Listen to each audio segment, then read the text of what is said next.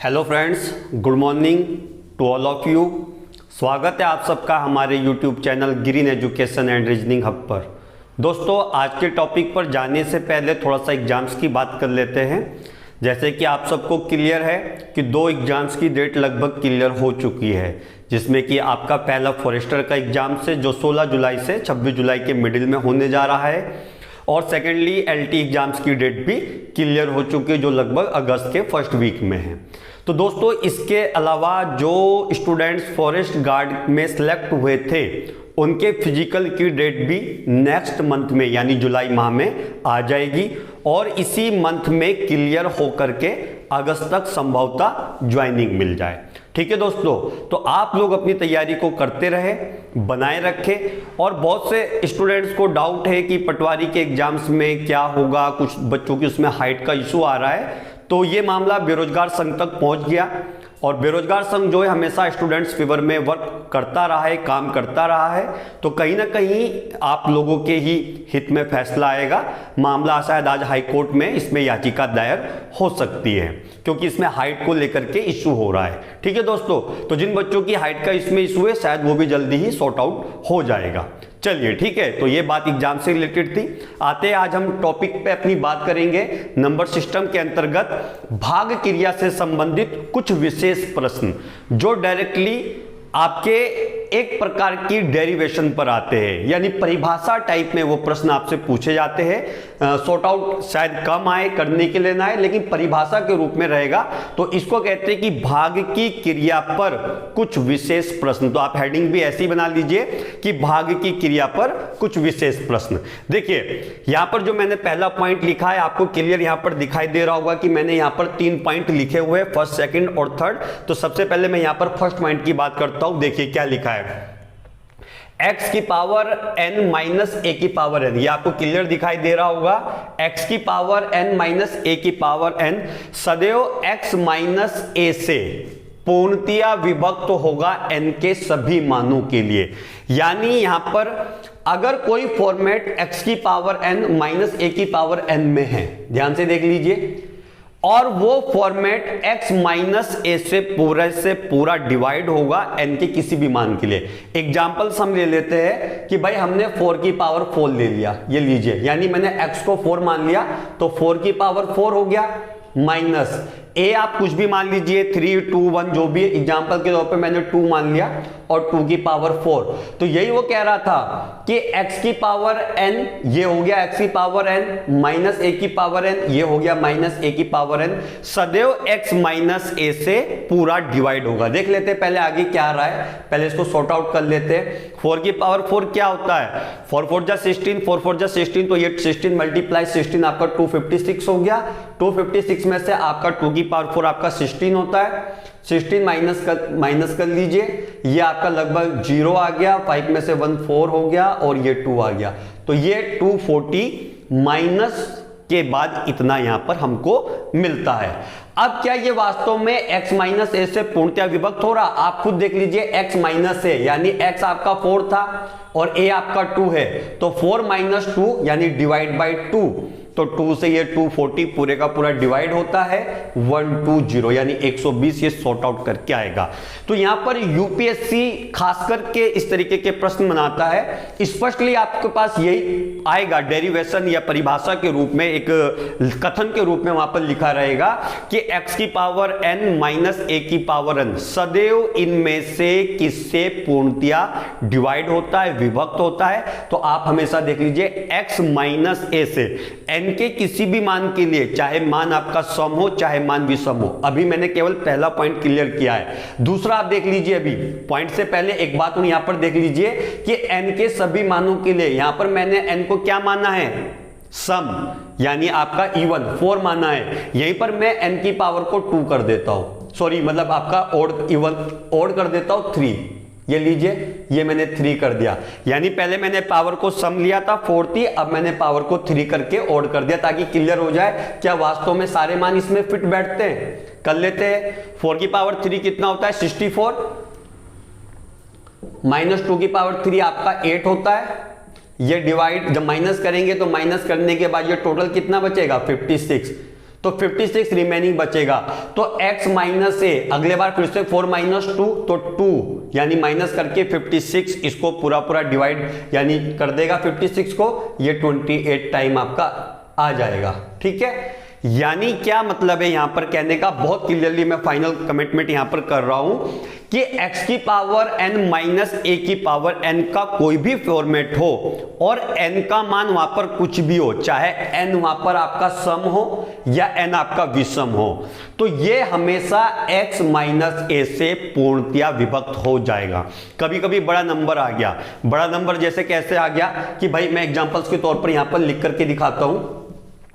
उसने x की power n की जगह वहां पर लिख दिया 16 की पावर लिख दिया भाई 5। अब इसका मान बहुत ज्यादा आता है, कोई छोटा मोटा मान नहीं आएगा। माइनस उसने निकाल दिया, यहां पर 5 लिख दिया या 6 7 कुछ भी लिख लीजिए, कोई फर्क नहीं पड़ता, 7 की पावर 5।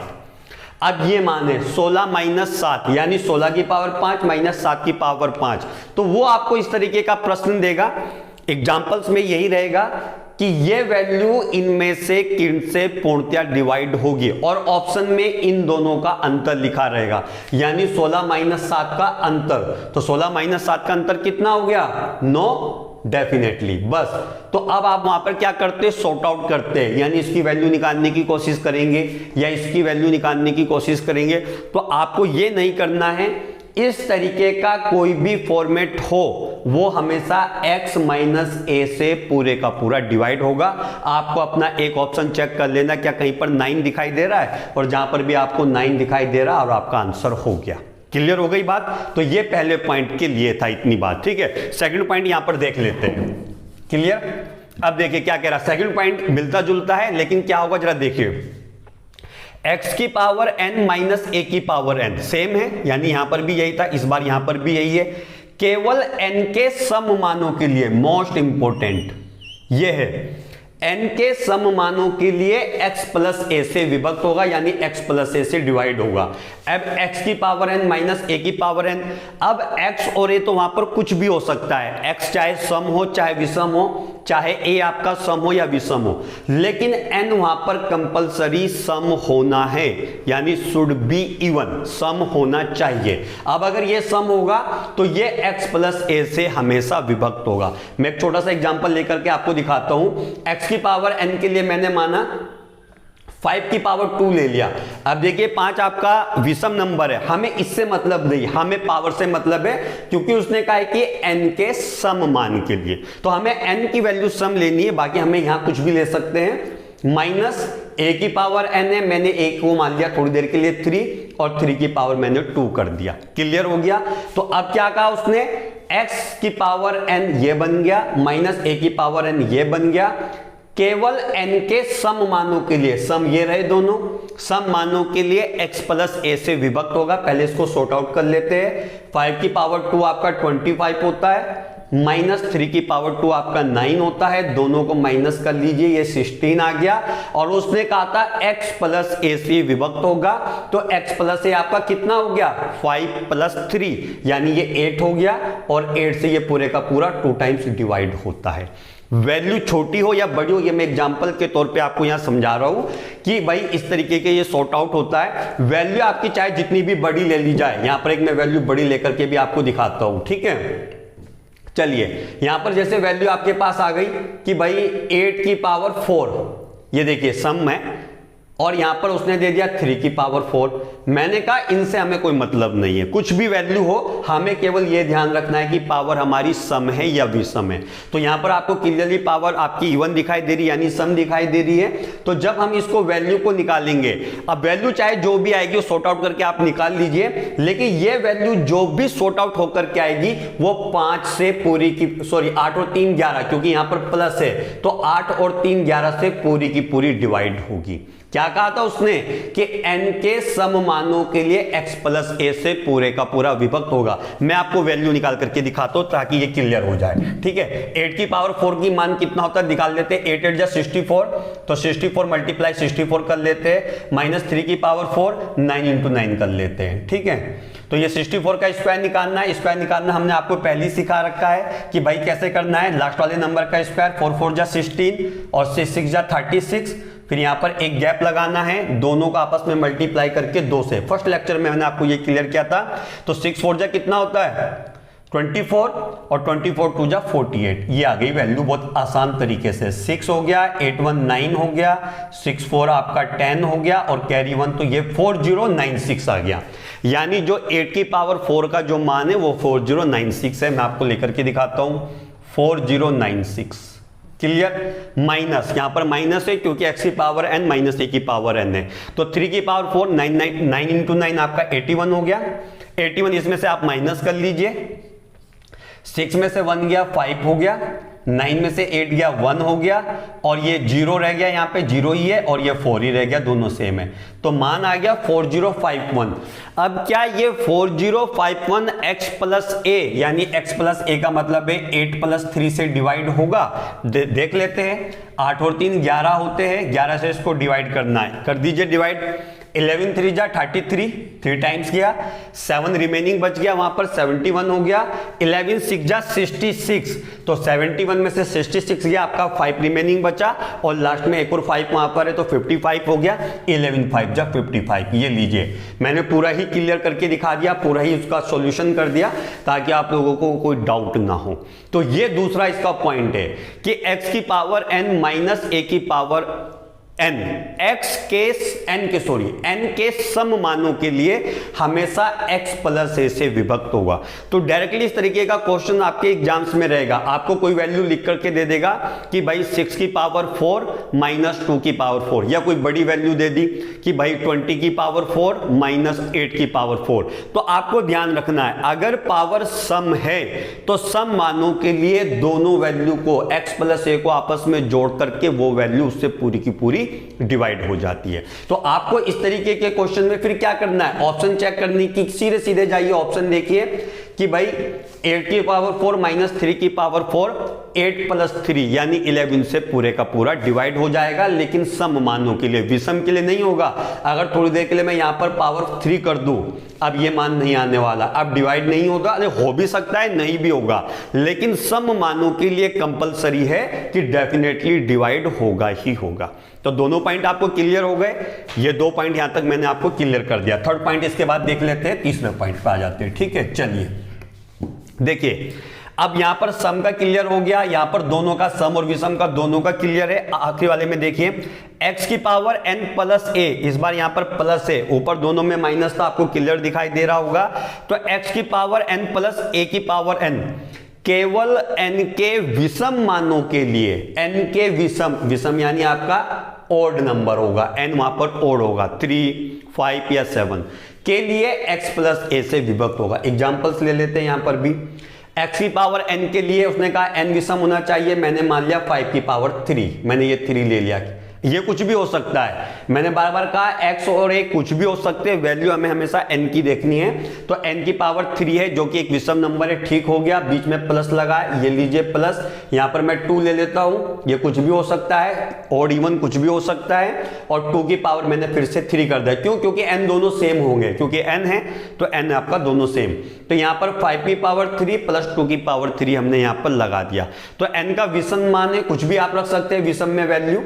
5 की पावर 3 कितना हो गया 125, प्लस 2 की पावर 3 आपका 8 हो गया, दोनों को प्लस कर लीजिए, 125 और 8 कितना हो गया 133। अब क्या 133 x प्लस a से विभक्त है, यानी x प्लस a का मतलब हो गया क्या 5 प्लस 2 से डिवाइड हो रहा है, यानी 7 से डिवाइड हो रहा है। चेक कर लेते हैं, 7 1 जा 7, आपका 6 रिमेनिंग बच गया, 63 हो गया, 7 9 जा 63। ये लीजिए पूरे का पूरा डिवाइड हो गया। क्लियर? तो ये 3 पॉइंट है जो डायरेक्टली यूपीएससी, यूकेपीएससी या यूपी पीसीएस में, यानी ये पीसीएस लेवल के क्वेश्चन है। ग्रुप सी में थोड़ा इस तरीके से कम आते हैं, ग्रुप सी में सिंगल लाइन क्वेश्चन है। क्लियर हो गया? तो मैं यहां पर आपको एक बार से फिर से ये तीनों पॉइंट क्लियर करता हूं कि x की पावर n माइनस a की पावर n सदैव x माइनस a से डिवाइड होगा, चाहे यहां पर n सम हो चाहे विषम हो, यानी दोनों मानों के लिए। दूसरे में कहता है x की पावर n माइनस a की पावर n केवल n के सम मानों के लिए, यानी इवन नंबर के लिए x प्लस a से पूरे का पूरा डिवाइड होगा। थर्ड में कहता है x की पावर n प्लस a की पावर n केवल n के विषम मानों के लिए x प्लस a से विभक्त होगा।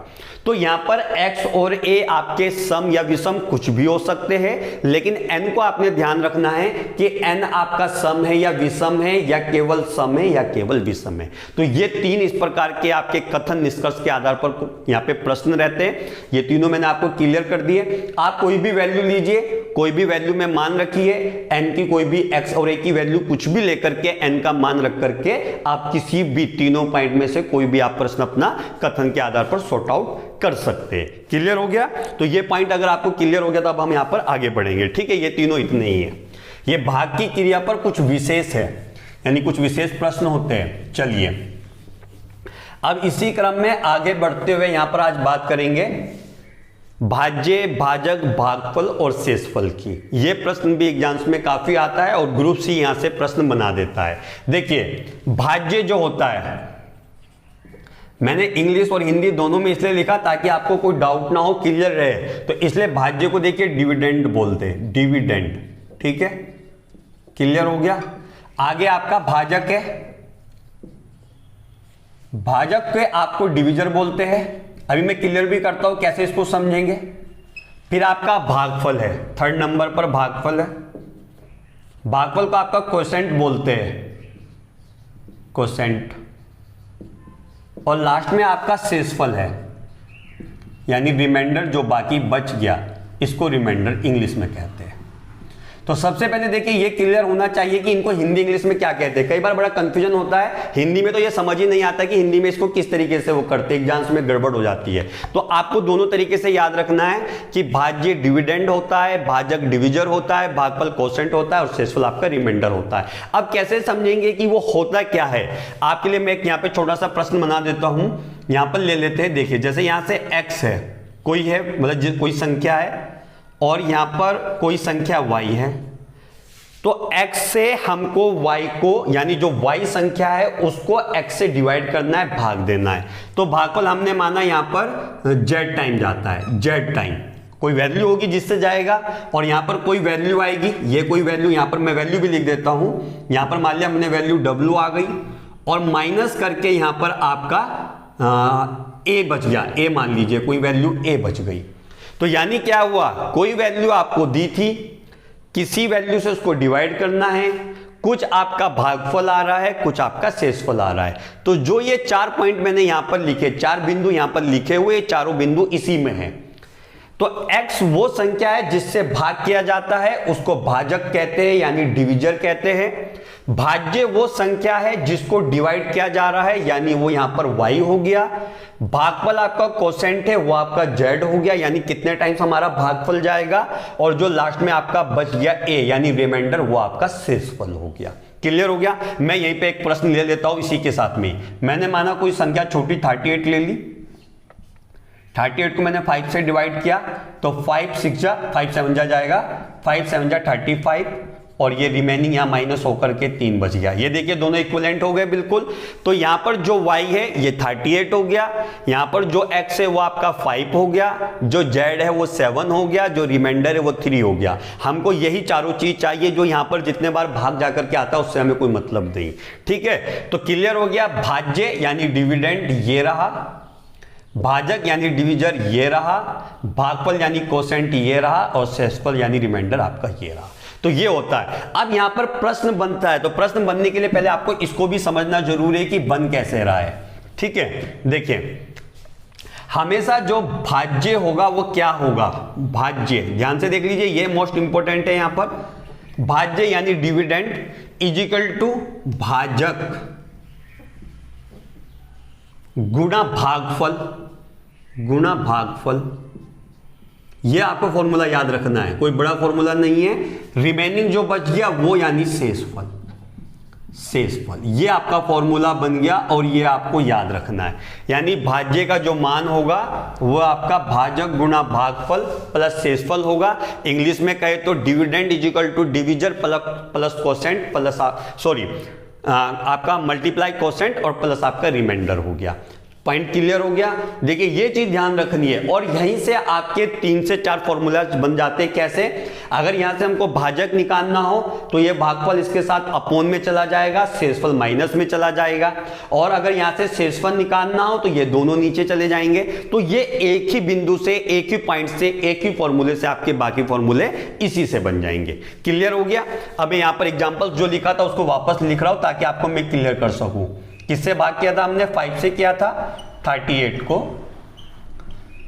ये 7 टाइम्स गया था, यहां पर 35 आया था, माइनस करके 3 आया, जो मैंने अभी थोड़ी देर पहले लिखा उसी को मैंने दोबारा से कॉपी कर दिया। अब ये चीज यहां पर फिट करके देखते हैं क्या वास्तव में फिट हो रहा है। उसने कहा था भाज्य, भाज्य वो संख्या है जिसको डिवाइड किया जाता है, यानी ये 38 है, इसको देखते हैं क्या ये वास्तव में 38 आएगा। तो क्या है भाजक? भाजक हमारा 5 है, यानी आपका डिवीजर जिससे भाग किया जाता है 5 आ गया, इनटू भागफल कितने टाइम्स हमारा जा रहा है, यानी कोसेंट हो गया आपका 7 टाइम है, ये आ गया 7 टाइम, प्लस हमारा रिमाइंडर कितना बच रहा है तो उसको भी जोड़ लेंगे, आ गया +3। तो ये हम भाज्य का निकाल रहे हैं, यानी डिविडेंड का निकाल रहे हैं। तो डिविडेंड इज इक्वल टू 5 7 जा 35 और +3 आ गया 38। हो गया प्रूव, ये हो गया प्रूव। तो यही मान होता है।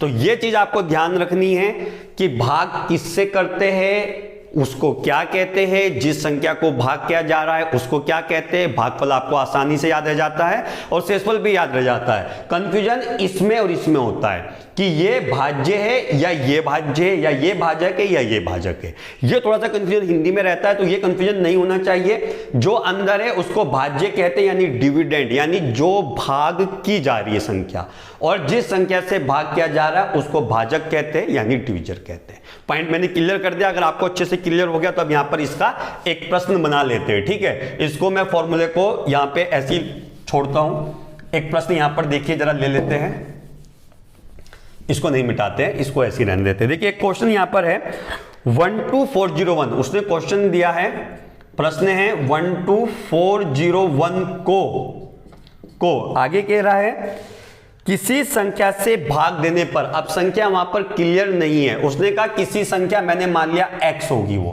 किसी संख्या से भाग देने पर भागफल 76, ये कहा है उसने भागफल 76 व शेषफल 13 है, ये व शेष 13 है। ये आ गया प्रश्न आपके सामने, व शेष 13 है। तो उसने पूछा है आपका भाजक क्या है, ये पूछा है प्रश्न में, उसने अपने आप ही दे रखा है, कोई कंफ्यूजन होने की कोई दिक्कत नहीं है, किसी प्रकार की कोई समस्या नहीं। पूछा है कि भाजक क्या है। मैं प्रश्न रिपीट कर देता हूं, 12401 को किसी संख्या से, किसी संख्या लिखा है मैंने, उसको x मान लिया, किसी संख्या से भाग देने पर भागफल 76 है, वह शेष आपका 13 है, तो आपका भाजक क्या है। तो इसमें तो सब कुछ दे रखा है, कोई कंफ्यूजन ही नहीं है, हमको मान लिख देना है। हमको यहां से भाजक पूछा है, भाजक आपका x हमने पहले ही मान लिया, मैंने इसको x मान लिया था, x हो गया। भाज्य आपका ये दिया है 12401, ये आ गया 12401 ऑलरेडी दे रखा है। भागफल आपका 76 है, रख दीजिए 76, और शेषफल आपका 13 है, ये हो गया 13। बन गई कैलकुलेशन, यानी फॉर्मूले में फिट हो गया पूरे का पूरा।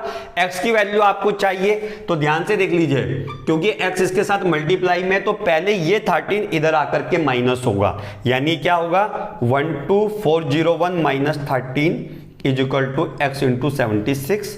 अगले बार में जब ये माइनस हो जाएगा हम लिख लेते हैं माइनस करके, कितना बच रहा है, ये 1 है, 1 में से 3 नहीं होगा तो इधर से कैरी ले लेगा, 11 में से 3 गया, ये 8 हो गया। यहाँ पर आपका 9 हो गया, 9 में से 1 गया, ये भी 8 हो गया।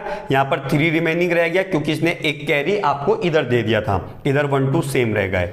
अब ये पूरा माइनस हो गया, मैं 76 को सीधा नीचे ले आया हूं, बराबर रह गया x। अब आप ये वैल्यू निकाल लीजिए, जितने बार भी आपका भाग जाएगा वो वैल्यू आपकी होगी। तो ये लगभग जाएगा 76 बन जाए 76 होगा, माइनस कर लेते हैं, 1 2 3 में से 76 माइनस किया, ये आपका 7 रिमेनिंग रह गया, 11 में से फिर एक कैरी, यहाँ पर एक कैरी दे दिया, 11 में से 7 गया, आपका 4 रह गया। तो ये आपका कितना हो गया 4 7 8 8 रह गया लास्ट में, तो 1 टाइम गया। अगली बार ये लगभग 6 टाइम जाएगा, 6 टाइम देख लेते, सही जा रहा है, 6 6 जा 36 हो गया, कैरी गया 3, 6 7 जा 42 और 3 45, ठीक गया, बिल्कुल नजदीकी पहुंचे हम।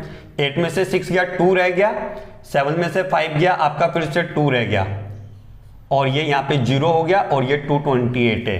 तो 228 अब देख लीजिए कितने टाइम जा रहा है, मेरे को लग रहा है क्योंकि देखिए 3 टाइम जा सकता है, 3 6 जा 18, 3 7 जा 21, बिल्कुल 3 टाइम्स जा रहा है। ये लीजिए पूरे का पूरा डिवाइड होके 163 आपका आंसर आ गया।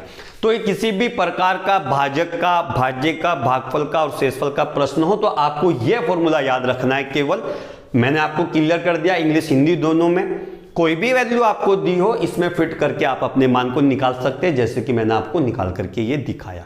तो ये भाजक और भागफल का प्रश्न बन जाता है। क्लियर हो गया? इसको आप मिटा देते, इसको आप नोट कर लीजिए। इधर मैंने साइड में लिखा भी, उसको हिंदी इंग्लिश दोनों में लिखा हुआ है। चलिए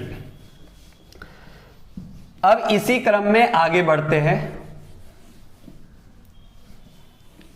चलिए देखिए अब कुछ प्रश्न ले लेते हैं, जैसे कि आपको भागफल के कुछ प्रश्न आते हैं, लेकिन उन भागफल के प्रश्न पे जाने से पहले कुछ फॉर्मूले आपको याद करने पड़ेंगे और वो बिल्कुल आपको याद होने चाहिए। देखिए सबसे पहले मैं लिख रहा हूं a प्लस बी का होल स्क्वायर, ये आपको भाई याद करना है। ये क्या होता है? a square plus B square plus 2ab, एक ये हो गया। इसी के साथ में दूसरा ले लेते हैं a माइनस बी का होल स्क्वायर, ये होता है a square plus B square minus 2ab, 2 हो गए। अब तीसरा इन दोनों से मिलकर के बना दीजिए, यानी a प्लस बी का होल स्क्वायर और a माइनस बी का होल स्क्वायर। इसको देख लेते हैं जरा तीसरे उसमें, a प्लस बी का होल स्क्वायर और प्लस कर लेते हैं a माइनस बी का होल स्क्वायर, यानी इन दोनों का वैल्यू। ठीक है, तो a प्लस बी के होल स्क्वायर का मान ये है, a माइनस बी के होल स्क्वायर का मान ये है। तो आप ये देख रहे हो माइनस, यहां पर ये प्लस है, यहां पर माइनस है, तो ये दोनों घट जाएगा। केवल बचेगा आपका a square plus B square यहां से बचेगा और a square plus B square आपका यहां से, इस वाले से बचेगा। दोनों को मैंने लिख दिया।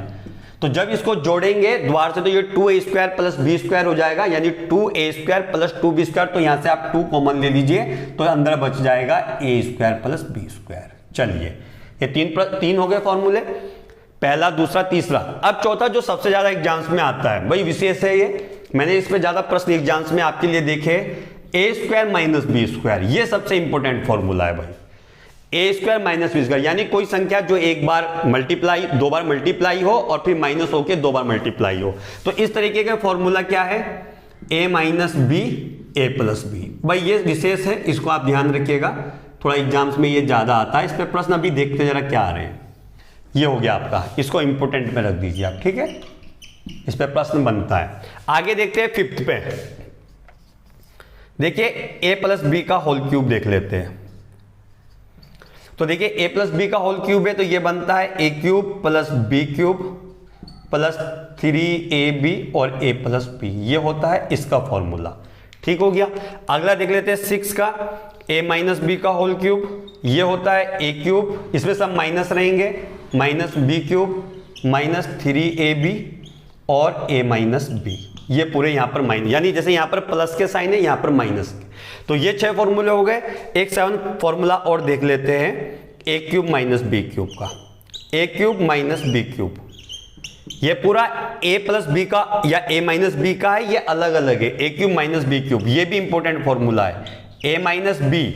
अगले बार में a square plus B square plus A B.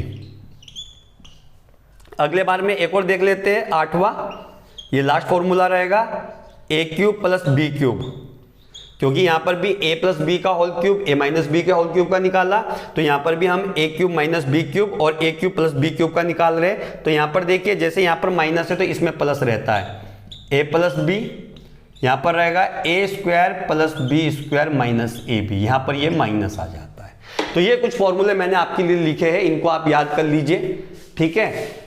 Most important इसमें ये 4th नंबर का है, 7th नंबर का है, ये दोनों इंपोर्टेंट है। 7th नंबर वाला भी आपके लिए इंपोर्टेंट फॉर्मूला, इसमें भी प्रश्न काफी रहते हैं, ठीक है।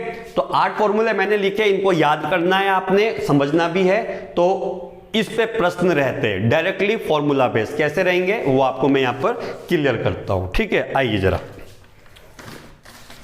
ये लीजिए, इसको यहां पे थोड़ा मिटा देते हैं ताकि आपको मैं प्रश्न समझा सकूं, फॉर्मूले को रहने देते हैं। देखिए क्वेश्चन आपका क्या है, ताकि फॉर्मूला इसलिए नहीं मिटा रहा हूं ताकि आपको क्लियर हो जाए। ये देखिए यहां पर आपका क्वेश्चन इस तरीके का रहता है, जैसे कि आपको दे दिया, मैं एक प्रश्न बना रहा हूं, 621 मल्टीप्लाई 621 मल्टीप्लाई 621, फिर माइनस आपको दे दिया 320 320 और 320। इस तरीके का प्रश्न रहता है, आपको समझना है कि ये कौन से फॉर्मूले में फिट हो सकता है। फिर अगले बार में क्या देगा, 621 इंटू 621, फिर यहां पर माइनस में दे देगा 621 इंटू 320, फिर यहां पे दे देगा माइनस में 320 का स्क्वायर यानी 320 320। अब कुछ इस तरीके का प्रश्न रहता है। अब अगर इसको सॉर्ट आउट करेंगे तो बहुत टाइम लग जाएगा सॉर्ट आउट करने में, क्योंकि ये भाई ये 621 की क्यूब का मान बहुत बड़ी वैल्यू आने वाला है, 320 की क्यूब का भी बहुत बड़ा मान आएगा। तो ऐसे प्रश्न पर आपको ध्यान रखना है कि क्या यार हमारा कुछ शॉर्टकट यहां से बन रहा है, कुछ शॉर्टकट यहां से निकल रहा है। अगर यहां से शॉर्टकट निकल जाएगा तो हमारा कुछ ना कुछ सॉल्यूशन आसान से हो सकता है। मैं देखता हूं क्या बन रहा है। 621 को आप, यानी ये 621 को a मान लीजिए, इस 621 को a मान लीजिए थोड़ी देर के लिए a, और इस 320 को मान लीजिए b। क्लियर हो गया। मैंने यानी जो दो वैल्यू अलग अलग दी थी उसमें से उसको a और b मान लिया, इस वाले को भी मैंने a मान लिया और इस वाले को b, जैसे ऊपर माना सेम वैसे माना। तो यहां पर जब मैं इसको a मानता हूं तो ये क्या बनता है, a की क्यूब। क्यों, क्योंकि यहां पर 621 3 टाइम आपका मल्टीप्लाई हुआ है। तो मैंने इसको किया a इंटू ए, यानी यहां से बन गया आपका a क्यूब। ठीक है, थोड़ा इसको मिटाई देते हैं, थोड़ा गड़बड़ कर रहा है यहां पे, a क्यूब कर देते हैं। ये a क्यूब हो गया, ये माइनस बीच में लगा है, ये माइनस आ गया, ये b क्यूब, यानी b इंटू बी 3 टाइम है तो b क्यूब हो गया। चलिए बहुत बढ़िया। नीचे देखते हैं जरा क्या है, 621 मल्टीप्लाई 621 यानी a स्क्वायर। क्यों, क्योंकि ये मैंने a माना है और a 2 बार आया है, बीच में माइनस आ गया, एक है a एक है b। क्यों, क्योंकि 621 को मैंने a मान रखा है तो ये a इंटू बी हो गया, a इंटू बी। आगे माइनस है 320 को मैंने b मान रखा है तो ये b का स्क्वायर हो गया। यानी अब ये जो चीज ऊपर लिखी थी ये शॉर्ट फॉर्म में यहां पर ऐसे आ गया, यानी a cube minus B cube upon a square minus A B minus B square. अब देखिए क्या ये formula a cube B cube का कुछ इस तरीके का बन रहा है। ये देखिए यहां पर ये बन रहा है a minus B A square plus B square plus A B. तो आप यहां पर प्लस लगा दो, क्योंकि प्लस का है तो डेफिनेटली यहां प्लस होगा। फॉर्मूला बनाने में ये प्लस दिया रहेगा, आपको पहले से यहां पर प्लस लगेगा, क्योंकि ये तभी फॉर्मूला बनेगा क्योंकि लास्ट में हमको ये वैल्यू यहां पर मिलेगी। ठीक है, वो मैंने आपको समझाने के तौर पर लिखा है। अब देखिए इसको भी यहां पर प्लस कर लेते हैं, प्लस क्योंकि यहां फॉर्मूले में ऑलरेडी पहले से क्वेश्चन में प्लस दे रखा है। अब आगे देख लीजिए क्या करना है। जैसे आपने a cube minus B cube को खोला तो ये कैसे बनेगा, a माइनस बी, जैसे ये है a cube minus B cube, ये आपके सामने इस तरह का बनेगा। ये ऊपर पूरा आ जाएगा a square plus B square plus A B, और होल में आपका ऑलरेडी ये पहले से बना हुआ है a स्क्वायर, ये प्लस बी स्क्वायर और प्लस ए बी। कहीं भी आगे पीछे लिख लीजिए, इससे कोई दिक्कत प्रश्न में नहीं आएगी।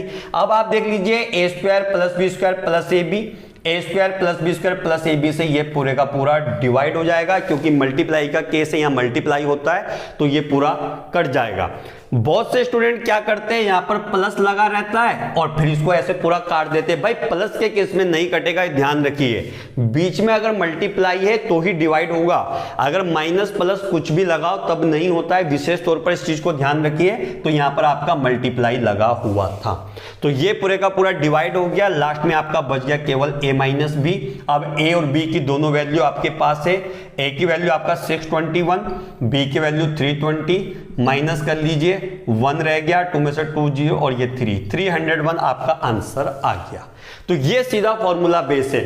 तो ये 8 फॉर्मूले लिखने का यही मतलब है कि कोई ना कोई प्रश्न आपके पास इसमें से रहेगा, आपको समझना है कि कौन से फॉर्मूले पर वो प्रश्न आपको दे रखा है। ये क्लियर हो गया। यहां पर मैं एक आध प्रश्न और ले लेता हूं ताकि आपको और क्लियर कर दूं कि कैसे आपको अपने प्रश्नों को समझना है। चलिए एक यहां पर देखिए लिखा है, क्वेश्चन में दिखा है, प्रश्न में देख करके लिखता हूं यहां पर 769। ये प्रश्न है आपके पास एग्जाम्स में पहले आया भी है, प्लस 576 का होल स्क्वायर लिखा है भाई। ये माइनस में लिखा है, सेम नंबर है 769 माइनस 576 का होल स्क्वायर। अब बताइए, आप खुद ही समझ लीजिए कि जैसे ही आपको होल स्क्वायर दिखाई दे रहा है तो कोई ना कोई फॉर्मूला इसमें फिट हो रहा होगा। अभी देख लेते हो कौन सा फिट हो रहा है, आगे और भी दे रखा है उसने। अपॉन में आपको दिया है 769 इंटू 576, यही दिया है, बिल्कुल यही दे रखा है। अब देख लीजिए, आपके सामने मैंने प्रश्न लिख दिया। अब अगर आपको कोई भी फॉर्मूला इसमें फिट होता हुआ दिखाई दे रहा है तो आप देख लीजिए कौन सा दिखाई दे रहा है। आप खुद देख लीजिए, a प्लस बी के होल स्क्वायर का फॉर्मूला ये लिखा है, a प्लस बी का होल स्क्वायर का फॉर्मूला, माइनस ए बीच में ध्यान रखिए, a माइनस बी के होल स्क्वायर का फॉर्मूला वो ये रहा, नीचे लिखा है a इंटू बी। तो इसको क्या सॉर्ट आउट करना है, ये तो डायरेक्टली आंसर आ जाएगा। क्यों? जैसे आपने देखा a प्लस बी का whole square minus a minus B का होल स्क्वायर, और a प्लस बी का होल स्क्वायर और माइनस a माइनस बी का होल स्क्वायर, यहां पर भी मैंने प्लस लगाया है। हाँ ठीक है, तो ये बस ध्यान रखना है कि यहां पर ये माइनस है, प्लस तो नहीं दिया है, नहीं माइनस ही दे रखा है। तो आपको देखिए कैसे बनेगा, इसको खोलेंगे, मैं खोल देता हूं, आपको खुद समझ आ जाएगा कैसे। इसको मैंने a मान लिया, इसको मैंने b मान लिया, क्योंकि सेम नंबर है। इसको भी a मान लीजिए, इसको b मान लीजिए, इसको a, इसको b। क्यों मैं a और b मान रहा हूं? क्योंकि a पे 769 है, b पे 76 है, वही नंबर बार बार रिपीट हो रहा है। अब इस पूरे को खोल लीजिए, देखिए क्या बनेगा। ये रहा पहला formula, a square plus b square plus 2ab आ गया, ठीक हो गया। माइनस ए बीच में ध्यान रखेंगे, अंदर क्या बनेगा, a माइनस बी का होल स्क्वायर का a square plus b square minus 2ab upon a into B यानी ए बी। आ गया, ये ए बी मैंने लिख दिया यहां पर। अब आगे देख लेते हैं क्या होगा। जब ये a square B square plus 2ab इस माइनस वाले ब्रैकेट के अंदर वालों से प्लस या माइनस होगा तो आपके चिन्ह यहां पर बदल जाएंगे, क्योंकि आप ध्यान से देखिए अंदर चिन्ह अलग है, बाहर के चिन्ह अलग है। कैसे अलग है मैं पूरा लिख करके दिखाता हूं। ये तो सेम रहेगा, a square plus B square plus 2ab। चलो भाई ये तो हो गया। अब ध्यान से देखिए, यहां पर प्लस का a स्क्वायर है, जैसे ही ये बाहर आएगा, बाहर लगा है माइनस, तो ये माइनस में कन्वर्ट हो जाएगा, माइनस का a स्क्वायर। अंदर प्लस का b स्क्वायर है, ये जैसे ही बाहर आएगा माइनस का b स्क्वायर, और जैसे ही माइनस का 2ab बाहर आएगा ये प्लस का 2ab हो जाएगा। क्यों? क्योंकि अंदर माइनस बाहर भी माइनस, दोनों माइनस आपस में मल्टीप्लाई होके प्लस में बदल जाएंगे। ये लीजिए इक्वेशन इतनी आसान हो गई। नीचे आपका केवल ab लिखा है, ये आ गया ab। देखिए ये मैं आपको समझा रहा हूं इसलिए इतना लंबा प्रोसेस हो रहा है, नहीं तो ये 1 सेकंड 2 सेकंड के क्वेश्चन है, प्रश्न है, कोई दिक्कत नहीं आती इसमें। लेकिन उसके लिए पहले ये क्लियर होना चाहिए कि भाई ये फॉर्मूला बन कौन सा रहा है, क्योंकि 8 फॉर्मूले इसके अलावा भी 2-3 है, लेकिन मुख्यतः यही है ज्यादा जो एग्जाम्स में आते हैं। ठीक है, ये ग्रुप सी के इंपॉर्टेंट क्वेश्चन है। अब यहां पर देखिए जैसे ही ये हुआ तो ये देखिए माइनस के a स्क्वायर से प्लस का a स्क्वायर 0 हो जाएगा, प्लस के b स्क्वायर से माइनस का b स्क्वायर आपका 0 हो जाएगा। तो रिमेनिंग आपका क्या रह गया, 2ab यहां पर बचा है, 2ab यहां पर बचा है, दोनों प्लस के है, और 2ab और 2ab जुड़ करके आपका बन गया 4ab, और नीचे ऑलरेडी ab था, इस ab से ये ab कट गया, आंसर आ गया केवल 4। ये लीजिए, कोई भी बच्चा जिसको ये फॉर्मूला पहले से क्लियर होगा, अगर वो इस प्रश्न को उसने कभी प्रैक्टिस में किया होगा तो देख के बता सकता था कि सर इसका आंसर केवल 4 आएगा। बताइए अब अगर आप 769 प्लस 576 की कैलकुलेशन करेंगे, स्क्वायर का फॉर्मूला खोलेंगे तो ये होगा ही नहीं। और ये प्रश्न बनते ही इसी वजह से इतने आसान है क्योंकि ये फॉर्मूले बेस पर आधारित है। तो आपको अपना जो कहते हैं ना कि ग्राउंड है, जो लेवल है, जो बेस है, वो स्ट्रॉन्ग करना है। तो स्ट्रॉन्ग करने के लिए पता होना चाहिए कि भाई हमारे पास किस तरीके के प्रश्न बनते हैं या बन सकते हैं। ये 8 फॉर्मूले आप प्रैक्टिस कीजिए, उस पर ये प्रश्न तैयार कीजिए, कहीं से भी कुछ भी प्रश्न उठाइए, इनको कीजिए। एक लास्ट प्रश्न मैं और ले रहा हूं इस पे, उसके बाद ये पूरा हो जाएगा। ठीक है, चलिए एक प्रश्न और ले लेते हैं यहां पर से। अब जरा a क्यूब b क्यूब में ले लेते हैं। ठीक है, a माइनस बी यहां पर। ठीक है, एक क्वेश्चन ये है, देखिए भाई, उसने लिखा है 547 की क्यूब माइनस 237 की क्यूब, अपॉन में फिर लिखा है, नीचे प्लस में दे रखा है, जैसे पहले वाला प्रश्न मैंने किया था। यह 547 का स्क्वायर है प्लस 547 मल्टीप्लाई 237 प्लस 237 का स्क्वायर। ये प्रश्न इसने बना रखा है। ये लीजिए क्वेश्चन। अब आप खुद देख लीजिए क्या ये प्रश्न ए क्यूब माइनस बी क्यूब के फॉर्मेट का बन रहा है, और अगर बन रहा है तो डेफिनेटली फॉर्मूला बेस आधारित है, क्योंकि ए क्यूब माइनस बी क्यूब का फॉर्मूला ये रहा। ये ए क्यूब प्लस बी क्यूब भी हो सकता है, कोई दिक्कत नहीं, किसी भी तरीके से हो। आपको इस चिन्ह को या यहां पर जो आपके प्रश्न दे रखे हैं उनको देख करके अपने फॉर्मूलों को दिमाग में सेट कर लेना है कि कौन सा फॉर्मूला इसमें फिट हो रहा है। अब यहां पर मैंने जैसे ही देखा ए क्यूब माइनस बी क्यूब है तो क्लियर है कि यही वाला फिट होगा। क्यों? क्योंकि ये माइनस के फॉर्मेट में है और यही फॉर्मेट बनता है। बाकी देख लीजिए ऐसा कोई भी फॉर्मेट आपके सामने नहीं बन रहा है। तो अब इसको सॉर्ट आउट कैसे करेंगे? अब ये वही बन गया ए क्यूब माइनस बी क्यूब, यही वैल्यू निकल करके आएगी। मैं इस बार सीधा लिख रहा हूं क्योंकि मैंने इसको a मान लिया, इसको मैंने b मान लिया। तो a cube minus B cube का फॉर्मूला आपके सामने है a माइनस बी, अंदर आ गया a square plus B square plus A B. ये पहले वाला हो गया बिल्कुल सेम। फिर नीचे आपका ये देखिए a square plus A B plus B square, यही बन रहा है। तो a square plus B square plus A B. अब ये लीजिए, इससे पूरा ये कट गया, आंसर आ गया a माइनस बी। ये बराबर इन दोनों को आपस में माइनस कर लीजिए, 547 माइनस 237, और 7 में से 7 गया 0, 4 में से 3 गया 1, और 5 में से 2 गया 3, 310 आपका आंसर आ गया। सेकंड भर के ये प्रश्न है भाई, सेकंड भर के, बस आपको फॉर्मूला क्लियर होना चाहिए। इनको आप कॉपी कर लीजिए। एक जरा मैं प्लस पर भी लेकर के दिखा देता हूं ताकि आपको ये डाउट ना हो कि ये प्रश्न पे होते कि नहीं होते। एक प्रश्न और यहां पर इन्होंने दे रखा है, ठीक है। इस बार 694 की क्यूब दी है प्लस 306 की क्यूब दी है। अब देखिए, आपको देखते हैं यहां पर ये चिन्ह आपको देखना है, और वो चिन्ह आप जाकर के देखिए कहां पर मिल रहा है। ये देखिए ए क्यूब प्लस बी क्यूब में मिल जाएगा। नीचे उन्होंने दिया है 694 का स्क्वायर माइनस 694 इंटू 306 प्लस 306 का स्क्वायर, ये प्रश्न है। तो इस बार ये प्लस वाले फॉर्मूले पे दिया है, कुछ नहीं अंतर है, आपको समझना है बस। प्रैक्टिस जितनी करेंगे उतना ये समझ आता रहेगा। तो ये बन गया, देख लिए क्या बन गया है। 694 को मैंने a मान लिया, इसको मैंने b मान लिया, तो ये a cube plus b cube का फॉर्मूला बन गया, ये लिख दिया मैंने।